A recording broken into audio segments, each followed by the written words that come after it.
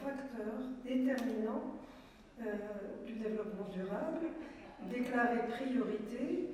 Et d'ailleurs, cette priorité s'est révélée encore une fois lorsque les pays devaient élaborer leurs engagements volontaires, ce qu'on appelle les INDC, à la veille de la COP 21.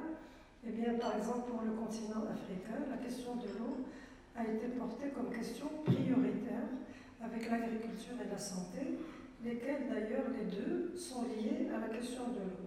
C'est une conférence internationale qui a pour objectif justement de réfléchir sur les interfaces qui ne sont pas assez étudiées entre l'eau et les changements climatiques en Afrique, sachant que l'eau est la première victime des changements climatiques et en même temps le continent africain a placé dans les INDC l'eau comme priorité avec l'agriculture et la santé, les deux qui sont tributaires de la question de l'eau.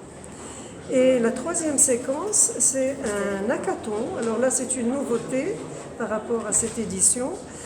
D'habitude, nous organisons des ateliers pour sensibiliser les étudiants sur le fait que l'eau peut être un métier, quelle que soit la filière d'enseignement.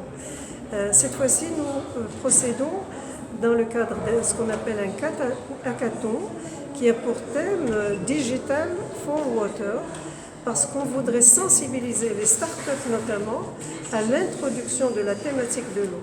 Et donc nous allons avoir comme participants des personnalités qui ont une expertise dans le domaine de l'eau et des startups qui ont une connaissance des questions informatiques. Et nous allons essayer de marier ces deux communautés pour le bienfait de la gestion de l'eau.